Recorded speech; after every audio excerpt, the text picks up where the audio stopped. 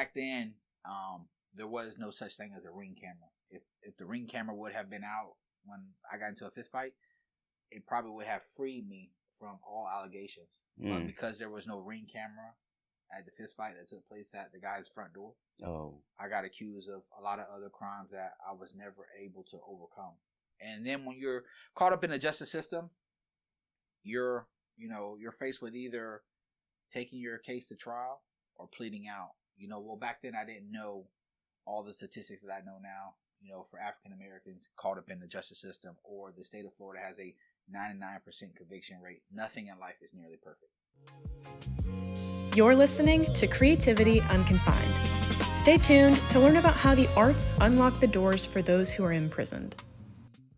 Hey, I remain, as ever, Dave Gussack, the director for the Florida State University Institute for the Arts and Art Therapy with the Imprisoned. I can't tell you how excited I am to have this dynamic duo here. These are two people that I've had the privilege of working with for the past, or I should say working for this past year. So I'm going to introduce them, and then we're going to get into their story. So the person far to my right here is Michael Kostis, who serves as the statewide coordinator for the Florida Coalition for Higher Education in Prison, otherwise known as FCHEP. We're going to say that a lot because we like saying FCHEP, and is a member of the FCHEP board. He is a recent graduate, I think it's been a few years, from the University of Central Florida with dual Bachelor's of Arts degrees in Political Science and Sociology. Michael brings a rich background in advocacy. At FCHEP, he is committed to expanding and strengthening the network of organizations that provide higher education in prisons, aiming to enhance access and opportunity for incarcerated individuals. I have known Michael for several years, since he roped me into working with them all at FCHEP. It's actually one of my, it's such a privilege to be doing this.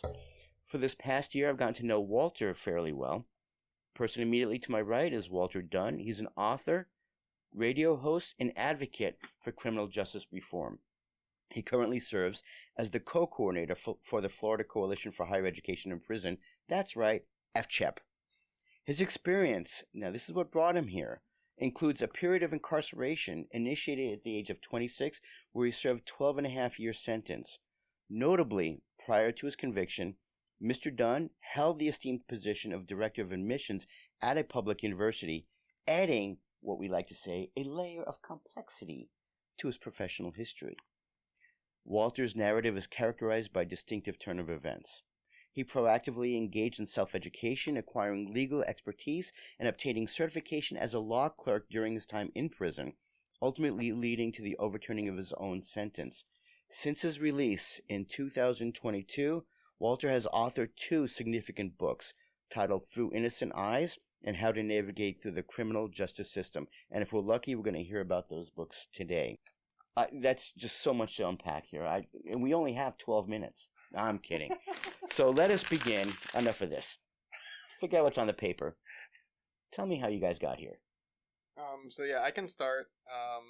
Has this been? Well, this was decided. By the way, this was decided by best 2 out of 3 falls before the conversation. Somehow Michael won that. Yeah, I don't know how. But really, thank you, Dave, for having us here. And it's been an honor working with you. I first met you when Carrie wanted me to introduce that panel at the Dr. Phillips Center. Oh my goodness! And that was several years ago. Yeah. Carrie, we're talking, for those of you who live down in Central Florida, Carrie is referring to Carrie Watson, who actually is the brainchild of FCHEP and put all this together. Yeah. She's the one that gave them permission to come up here to do this. Yeah, yeah, that's true. So, I never thought the prison education space would be one I would work in, because, around 2016, all I knew is I sucked at math in school, and I didn't know what I wanted to do. But, in 2016, Bernie announced his campaign to run for president, and I was excited to see, something that was getting a lot of young people engaged in politics. Mm-hmm. And so, as 2020 rolled around and he ran again, I was, again, excited and ready to move into that space. And for those that weren't around, or aren't involved in politics, of course, we're referring to Bernie Sanders, yeah. Senator of Vermont. Yeah. And so I got to college, and it took me a while to figure out what I wanted to major in, but I knew it wasn't going to be math or STEM. How do you spell STEM? Yeah, I couldn't do it. So I ended up getting a position in the student body senate to represent people in the College of Sciences when I decided to do political science and sociology as my degrees. And while I was serving on the Senate, I passed a few bills that were pretty good. I got, recycling to off-campus housing complexes, 2 of them. So now like thousands of students can still recycle to this day at those complexes, which is like pretty cool for the green community. But I ran for student body vice president, and I saw firsthand, both in the Senate and in like the governmental process, there was corruption on the student level. Really? And wow. And we won't mention that. Did we already mention the university? I think we've already just caused a scandal. Yeah. Go on. Maybe. I'll address it. This has nothing to do with the administration or anybody. This was students. So, yeah, I ended up deciding to run for vice president of the university, and around that time I started exploring different avenues to do activism, because I could see like even the little bits of corruption, both on either a national scale or a small scale. It just started repulsing me. And I read a book by this author I love named Chris Hedges called Our Class. Okay. And it was about his experience teaching in prison. And by the end of the book, the students write this play that was then published, and you can read the play. And they performed it in front of the warden and their families. And I ended up calling FPEP, and I'm like, hey, what do I do? I want to get involved. I want to teach in prison. They were like, you need a master's degree. You're not ready. I'm like, okay, fine. That's okay. And they were like, you can still pass a bill for us in the Senate if you want to advocate for banning the box, so that people that are formerly incarcerated can apply to the college without having to check that box saying, I've been convicted of a crime. And it makes the process of getting to the college much more tedious and challenging.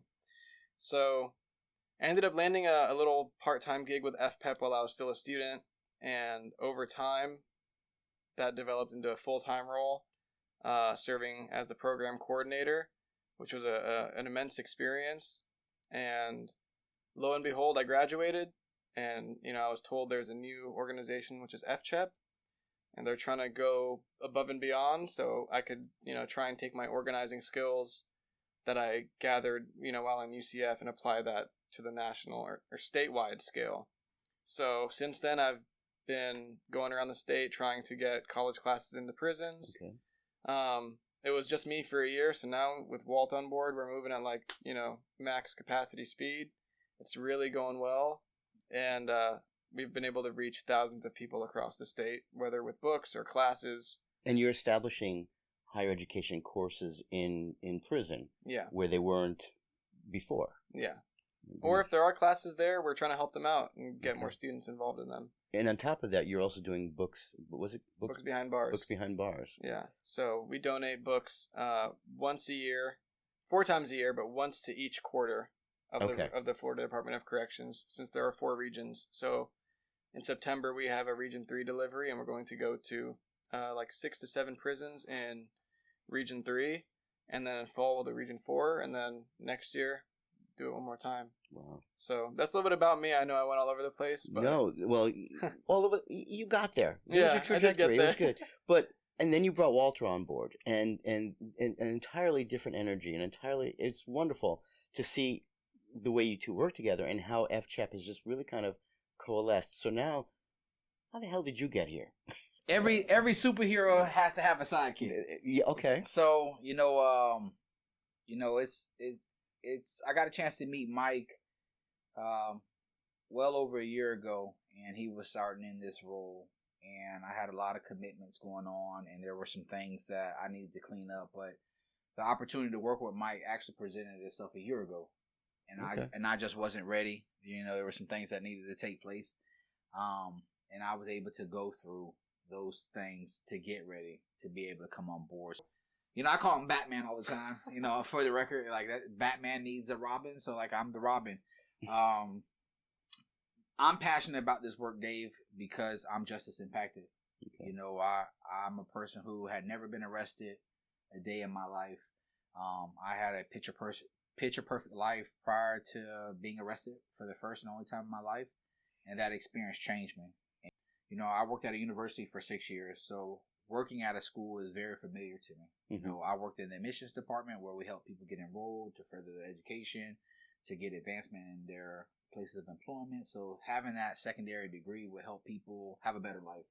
And that's what I was accustomed for 6 years. I worked at this school, and one night I got into a fist fight, and that fist fight led to me being arrested.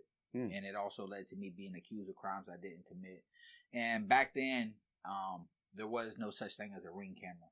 If the ring camera would have been out when I got into a fist fight, it probably would have freed me from all allegations. But because there was no ring camera at the fist fight that took place at the guy's front door, I got accused of a lot of other crimes that I was never able to overcome. And then when you're caught up in the justice system, you're faced with either taking your case to trial or pleading out. Well, back then I didn't know all the statistics that I know now, for African Americans caught up in the justice system, or the state of Florida has a 99% conviction rate. Nothing in life is nearly perfect. So, at that time, I fought for my innocence. The ball didn't bounce my way. I lost trial and was sentenced to 27 years. Oh.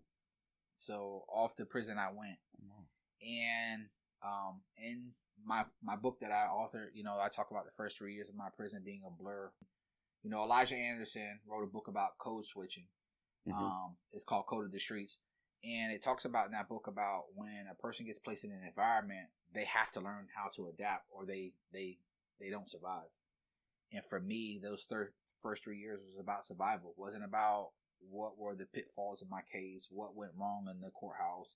It was just about survival. And after that, I decided, my family kept challenging me to learn the law. We were financially broke after spending all our money at trial. So it was either you figure out, how to get free, or you do the time. And I became like this powerhouse law clerk in prison. And I started freeing other people from incarceration prior to me. There was guys that I got their sentence overturned and were able to send them home. And it gave me the confidence that I could do it for myself. And then it eventually happened. Yeah. So on what basis was it overturned? How were you able to demonstrate? I was able to bring back a doctor to testify that never got called at trial. Oh. And this doctor is a medical physician, 30 years. He put his life, his reputation, his livelihood on how he makes his money for his family.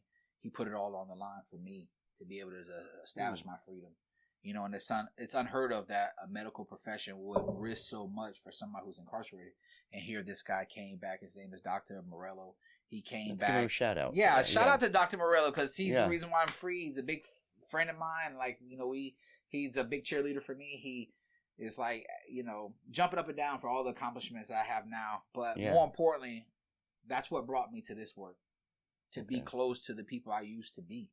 And now to give them an example of what they can be after incarceration. Like, life isn't over.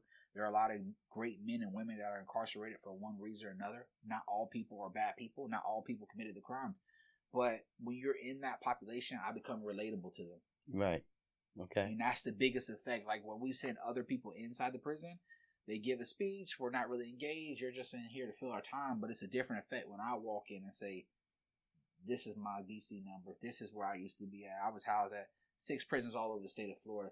People tend to like, okay, look, I got one of my own talking to me. And now to be able to show the trajectory of somebody's life when you apply education, it's just it's a whole feeling. It's feel like I have a purpose in life, and like I feel like I'm operating that purpose when I travel to these facilities with Mike, when I'm stepping in these spaces and talking about how important education is for the people that's incarcerated. So when you were inside, and did you have to pursue what? Let me ask it this way: what were some of the obstacles for you to be able to get that education, so that you can in turn eventually defend yourself? And you were able to. Well, there were no educational opportunities when I was incarcerated. The only educational opportunity was to self-teach yourself law, and then like how I was able to adapt that information is, I started to think outside the box. So I started writing Florida State. I started writing Harvard, Yale, Georgetown. And to my surprise, these professors at these universities, 50% would never respond. probably due to coursework or just couldn't do it. Thank you for giving us the benefit of the doubt. I appreciate that. Right. And 50% of it would respond, and they would send textbooks, and they would be able to answer questions for me. And then I started writing attorneys across the country, and then I wanted to be, when somebody takes something from you, and the only way that you can fight to get it back is you gotta be above standard. You have to go above and beyond to fight this battle. And so I started reaching out to all these different people to get a well-rounded perspective of law. And then they say for like math majors, you can put math equations on the board. Don't tell Michael that. And they start to jump out at you.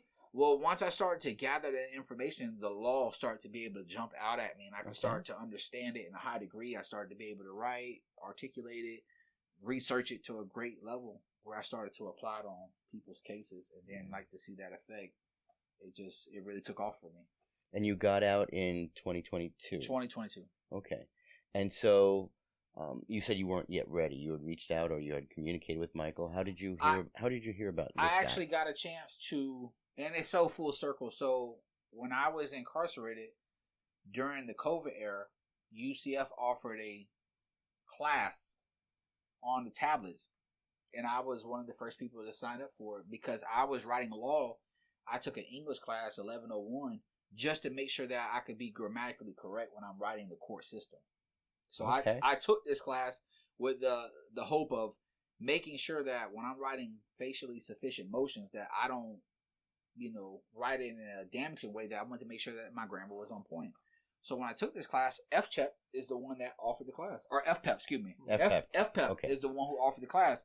So long story short, I ended up taking the class. COVID happened, and they shut down the class.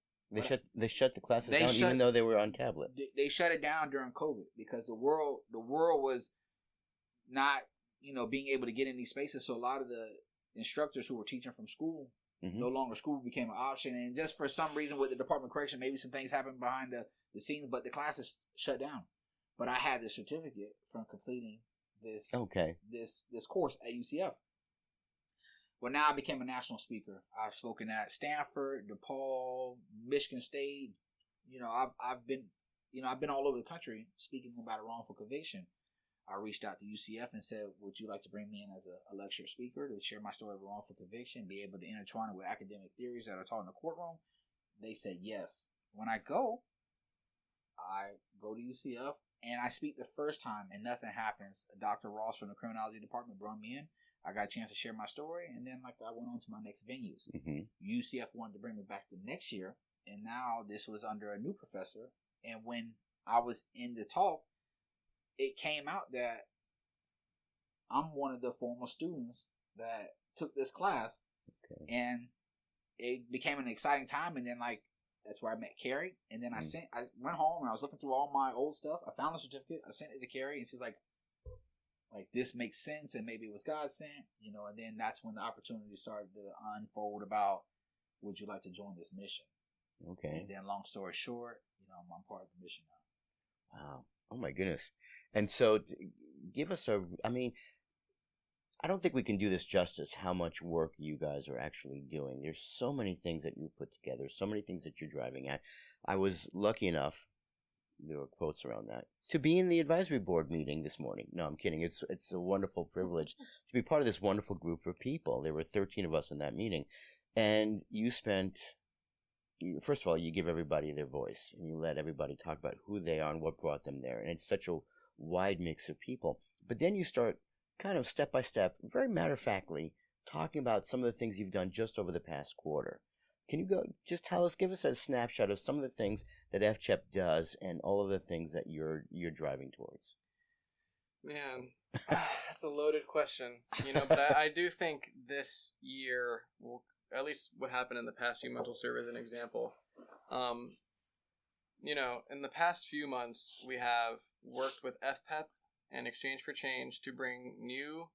Exchange for Change is Exchange for Change and FPEP both offer courses to incarcerated students in the state of Florida. FPEP is through UCF, while Exchange for Change is not associated with any university.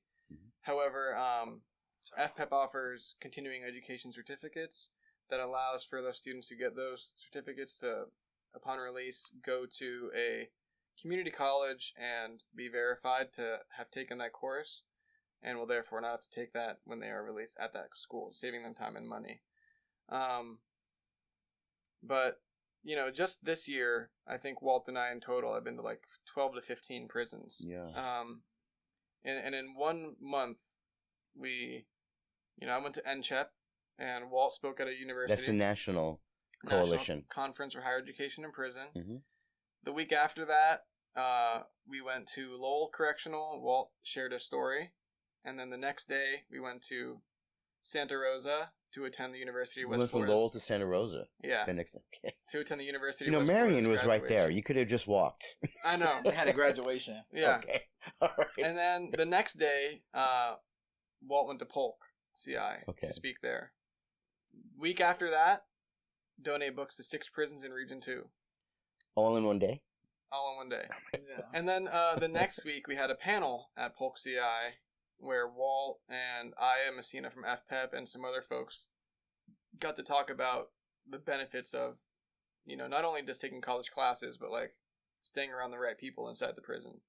So those were only like 10 to 12 prisons that we engage with, but there's over 50 prisons in Florida. Right. And so what we're trying to do is take all of these little pieces and spread that across to places where things are feasible and achievable.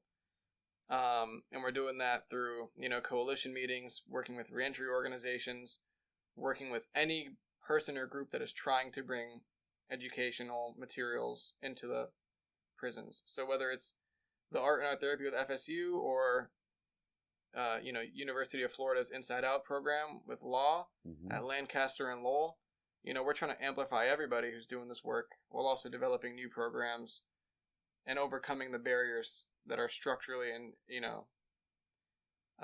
that are structurally there to make things challenging. Is it unusual? I mean, I know this is a loaded question. Perhaps it's a softball question. But given that we're in the state of Florida, it's a different dynamic. It's different dynamics here in the state than it is in other states. Is it unusual for there to be higher education within the correctional systems so that there's course credit so that people can graduate with a seal on a certificate of some sort? Is this something fairly novel, or is this, are you building this off of other examples or other models for elsewhere? Students to get degrees? Yeah, inside. Yeah, I mean, in Florida, it's unusual because it's not that Florida is a header behind. It's a different dynamic. We have a dynamic that makes it difficult to get the degrees happening. And so there's only like 2 or 3 in-state colleges that offer degrees. And that's Miami-Dade and I believe Florida Gateway. Okay. And the rest that offer degrees are from out of state. So we're trying to work with these new state colleges to get degrees for the guys that aren't in those specific prisons where those 2 programs are offering. I mean, again, I come back to this idea of you're starting this essentially from whole cloth. Is there other programs that you're mimicking or that you're looking at and saying that's what we want to aspire to, or we want to speak with them and build a model based on that? Or is this something you're just saying, let's just start throwing courses in the prisons and see how it evolves? I'll try to answer that. Well, we work close with the department and we get real-time data that, there's populations of people that want to go to school. Okay. So we get that information, and then our focal point is to find educators who will go inside those facilities or teach remote to give that inmate population the need. Because from the Department of Corrections standpoint, they would rather put people in the classroom than have them in the dorm idle. Okay. Yeah. When you're idle, you might learn how to be a better criminal. Just being frank. It's a different type but of if education. you're in education, you might get pulled away from criminality mindset. So we would love to see the day where the 28 state colleges are all inside the prison system, offering degree-based courses. I think the department would support us on that. Okay. But we got to start somewhere. And we already have, one state college that's fully active inside the prison. Our job is to find educators who want to go in there and then continue to build off that. So, we ask for all educators around the state that if you're a scholar of any sort, doesn't have to be with criminal justice or criminology or correction scholar, that, if you want to be able to teach we can give you a population of people to teach from. And then what we also notice is that statistically, the state colleges are down. So think about your community colleges in your area, which are now state colleges.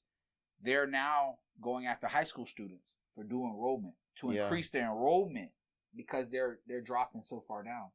We can offer you another population to get your enrollment up. So then I'm gonna throw a curveball here. How do we answer? We get support for the department. I get support for the department to do this work that I'm doing. You guys get support from the department, seeing the value of putting people who are inside in the classroom. But we don't always get society's support, especially when, our students who are in college or in community college, they pay for their tuition, they pay to go to school.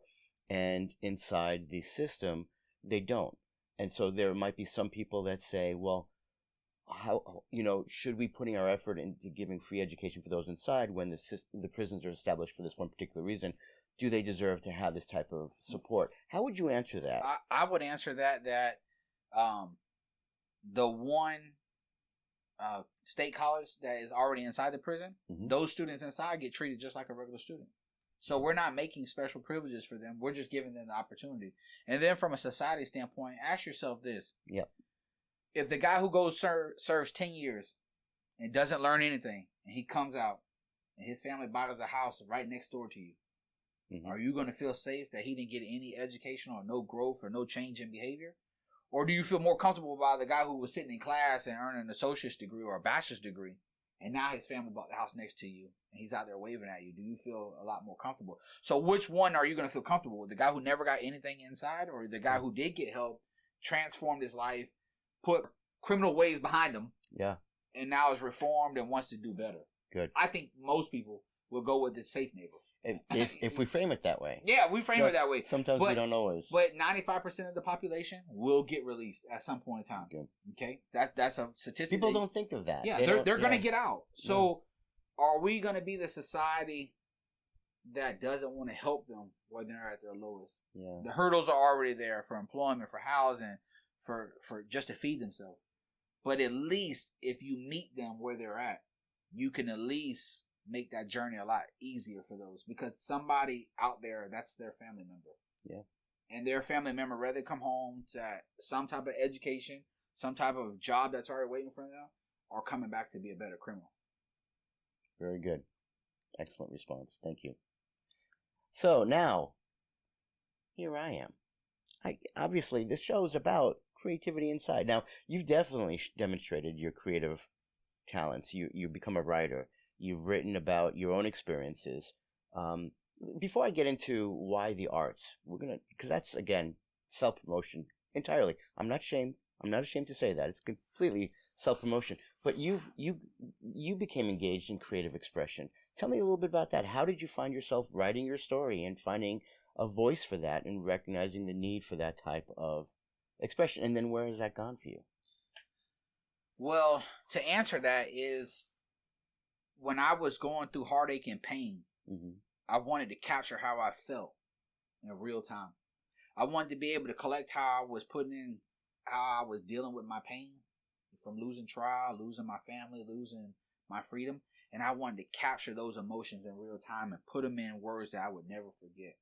Because I felt like when people read my book, they're going to be taken on a journey with me. And they're going to be going through that day-to-day life on those emotions. So I thought the best capture moment would be the one in real time. Yeah. And then I was able to say, you know what, as a way of, being able to channel that energy and make it therapeutic, let's write about it. And that's what kind of started my book. So where has it taken me? It's taken me all over the country to be a national speaker. Like, I'm a national speaker. I get paid to go to universities to tell my story of a wrongful conviction, to teach, courses inside these universities on intro into criminal justice, corrections, jail policies and procedures. And, I've actually been paid by universities to come teach for a week as an adjunct professor, not only out of my story, but out of my criminal justice book on how to navigate through the criminal justice degree. So I've been taken all over the country. It's been a wonderful experience. And, I look to grace a lot more universities across the state, I'm trying to find a way to get to Hawaii and Alaska. I got to shoot for it. I went to California, went to Texas, went to Chicago, went to New York. Like, I've been to all the Georgia. I've been. How many states do you have left? How many states? I don't know. I've been to. You got to add this up, man. Yeah. Because there's 2 states I have yet to go to, and that's why I have not yet been. It's all about me again. I haven't yet been to Idaho, and I haven't been to North Dakota. And I've actually been working with a program in North Dakota, a juvenile justice program up there. They're doing excellent work. They're incredible. Megan? This no, it's a different. She might be involved. I'm blanking right now because you put me on the spot. Thank you for that. But I do one of the side benefits was working with North Dakota. I want to go up there. I want to go there because that would be my last 2 states. So you don't. I don't. You gotta. I don't necessarily count them, but I got my mom, and she's like, "Well, where are we going this semester?" And I'm like, "Man, Mom, I really gotta find school in Hawaii. I really gotta find school in Alaska, just so I can say I've been there. And my story has taken me a lot of great places. I've met a lot of great professors who have supported my work, supported my journey, brought me in to be able to share my story, and I like to be able to step foot on campus and push students to the edge of their seat with my story. So those who want to be in the criminal justice field, those who want to be in this mix, when I give you my story, it kind of either pushes you away from it or it makes you gravitate to it and say, I want to help be a part of the change. That's excellent. Wow. And it's so cool, off the record, No, nothing is off the record. Back to the work that I do, it's so cool to be with Mike because, for somebody who's never been justice impacted, he walks into that space with the same passion. So it's so nice to be able to have a job that, I'm working with individuals who see the bigger picture. I'm not at a job where, I hate my coworker or, I dread seeing you. I text Mike all the time, and we get on the same page and we kind of work well together to deliver the mission. So for me, it's just a great feeling to be able to wake up every day and know that I'm doing something passionate. Yeah. But I'm also working with individuals in our circle, in our little meeting, that do a lot more than just eat all the brownies. Yeah, you get to work with really good people. And so, Michael, that we as a society, we're really good about othering. We're really good about creating this image of what it is like inside, and that's something that is, that there's a wall, and there's a reason there's that wall, and it would be horrible for us to experience that. And so the first time that you went inside, what was that like for you to recognize that this wasn't? I'm gonna cue it up for you. That's not the case. Yeah, I was eager to get inside. I took him on his first tour. Did you really? He did take me on my first tour, but the first time I went into a prison, it was at Central Florida Reception Center, and it was to do GED tutoring with the Florida Prison Education Project. Yeah. And I got inside, and there was somebody who was my age who was driven to make a change in his life. I could see it. I could see the passion in him to help also the other people that were incarcerated with him. Mm-hmm. It was in a way I was looking at another reality where I could have been that person. Yeah. And he tells me his release date is sometime in 2060. Mm. And I was just crushed. I was crushed. And it was a guy I just met, but I could see he recognized he made a mistake. He had no shame in saying I did something wrong. But I think the thing that I really take away sometimes is just how perfectly crafted and well thought out some of these, not only the structure of how to make these prisons and keep these guys separate and isolated, but the structural level to make it so difficult to even get things done to change it. And that's really, I leave with a mix of despair, but also enthusiasm and excitement, because I leave and I have this part of me that recognizes prisons have and always will exist in human societies. Yeah. All the way back to ancient Greece, to Egypt, to now. But the question is what am I going to do in my short time to go against the evil that exists in the world? And I see there are some people that work at these prisons who don't have the desire to go in there and act negatively, but the circumstances are just ripe for things to go wrong in these facilities. Right. the staff don't get paid very well or enough. There's no high quality education in the areas around the prisons. There's corruption in certain prisons between how things are handled and brought about, and there are just so many things that I can see, like, this should be changed, this should be changed, this should be changed, and all I can say now is that, like, we get to pick the side of, like, we want to change that. And slowly but surely, I think it's happening, and we're seeing there is a lot of momentum to make this change possible. Whether it's inside the prison or with a lot of this, I know I was mentioning, like, some of the staff, but, like, some of the staff in the FDC have been incredibly helpful. Yeah. With getting things done, with reaching out to prisons that or people in the prisons that have been hard to contact, or areas where there aren't many educators around. We are learning how to bring Zoom classes inside. So, we're trying to just do everything we can to make the change happen. And, I leave feeling, like, angry but excited most of the time. Angry and excited. Yeah. Those are great descriptions, because I don't think people who don't go inside would recognize what that could be. And I feel the same way. There's a mix of despair and disheartenment. You walk out and you realize that you're leaving all these people behind inside, and our responsibility becomes the bridge between who they are inside and how people see them from the outside. And I think that's a heavy responsibility, and you guys have been embracing that. So now, Kerry Watson, had brought me down to be on this panel about the arts. And I never would have imagined, quite frankly, that panel several years ago would evolve into where then we would end up working closely together about the value of the arts inside the system. So I've never actually really asked you, because I don't really care.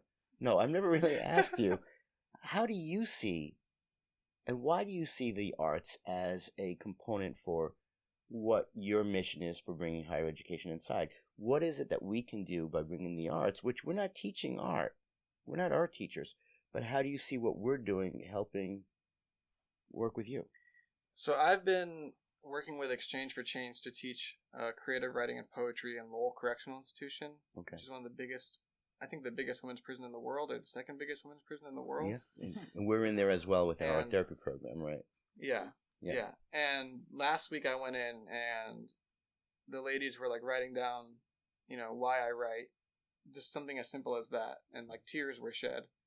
And it was like, art has this capacity to, like, freeze things in time, whether it's, like, an emotion or a moment, or, like, music, whatever you're listening to, that was recorded at one moment, and that is like a time capsule of, like, this expression.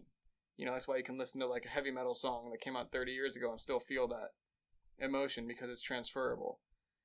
Like the pictures you have here, the degrees, like, this stuff, like, freezes that moment in time to showcase that, like, things can transcend this immediate moment. And I feel like art has a way of getting people in prison. It's like a pause on where you are and a chance to get out of prison for a moment to, like, examine yourself.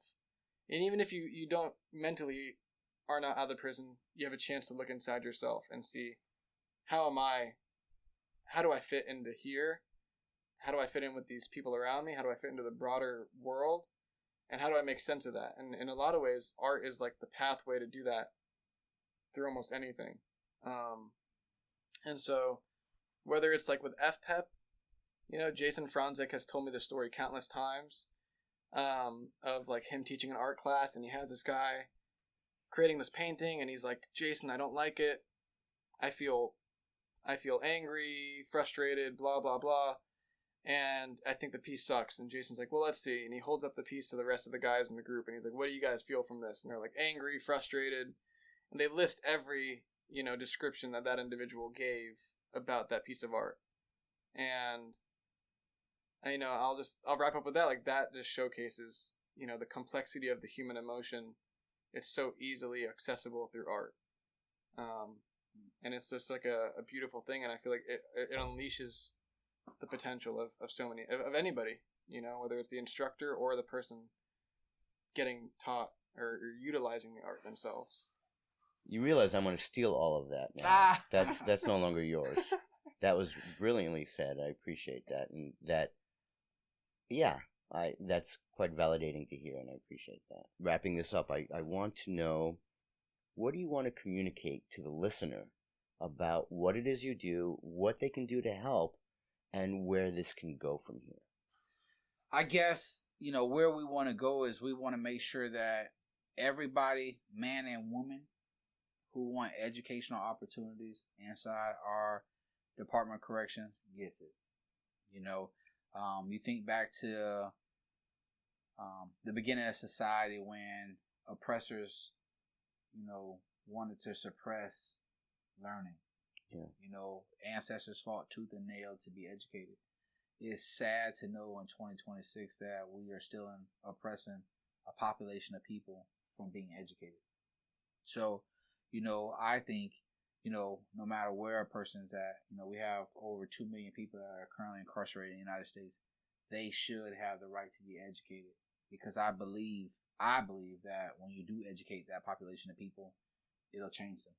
And if they get the right instructor, they'll leave a life of crime behind and they'll become productive citizens. And I think that we should at least give them the opportunity, for that change. People don't have, I can give you all the statistics, about people growing up in marginalized areas, or they didn't have the same starting point as a 2-parent household, or their mom or dad had been in and out the system. And, there are a lot of people who didn't get the same opportunity as you did. And you can't fault people for growing up in bad areas and that was their culture. Yeah. But what we can do is recognize where they're at and give them an opportunity to be different. And I think that's, from a humanity standpoint, is what's needed. Where I would like to see it go is that we eventually see education shut down the prison systems. That we start seeing our society make better decisions, and we can kind of shut down prisons because we are no longer having a reoccurring door. We can end conversation about recidivism because we are no longer a part of that. We are educating a population of people that will never come back into the system and add to that number. So we can see those numbers go down. And then for me personally, I would like to, be the face of change. I often tell my family off the record that, our leaders in today's society, the Reggie Jacksons, the Al Sharptons, the Martin Luther Kings, the Malcolm X's, either they've died off or they've grown old. We need somebody to emerge as the new leader. Mm-hmm. Somebody who can carry that baton and fight for change. And in some incredible way, I think that could be me. Yeah, why not you? I think that I could be, that person who will not get, shaken or withered away. Somebody who could stand firm and fight for change for all people. And I feel like what I've been through in life, I could share those best experiences on how to go through tumultuous situations and still be successful.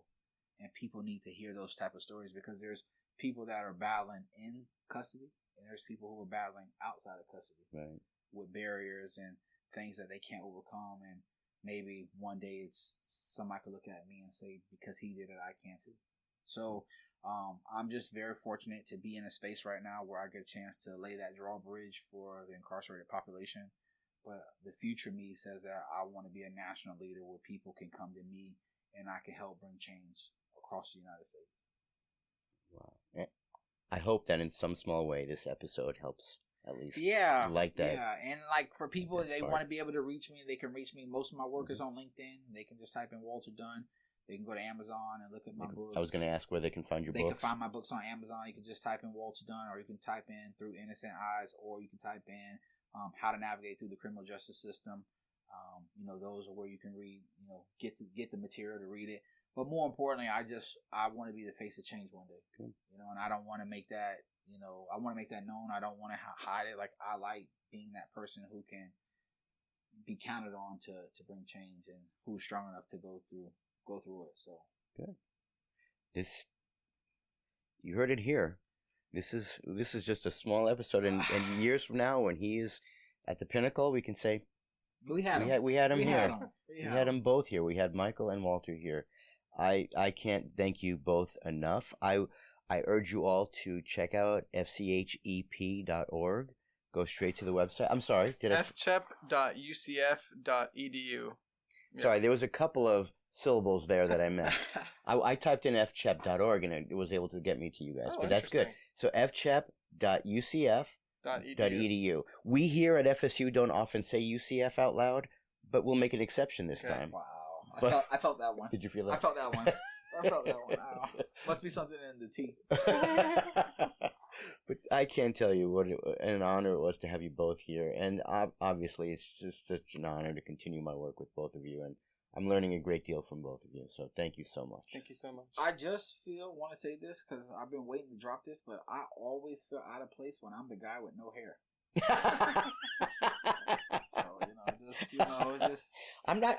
I still feel some type of way. I'm not going to mitigate that. I'm sorry. You should. I'm always the guy with no hair. So it's been a pleasure, Dave. That we greatly appreciate you extending this opportunity for us, and you have incredible behind the scenes staff that are making all this possible. So we thank you from. You should be jealous about that too. You should be jealous. We'll try to figure out how to we get one of them. You're not stealing them. Or how we get on our little production people. But it's just been a great opportunity to be here and be able to showcase what we do, and we appreciate the collaboration that you give us and helping give more information to that population. So thank you. Creativity Unconfined has been brought to you by Florida State University's Institute for Arts and Art Therapy with the Imprisoned. Special thanks to our producers Sydney Nichols and Malia Burrows, as well as Florida State University's College of Fine Arts. If you like what you heard, and even if you didn't, please support us by liking and subscribing.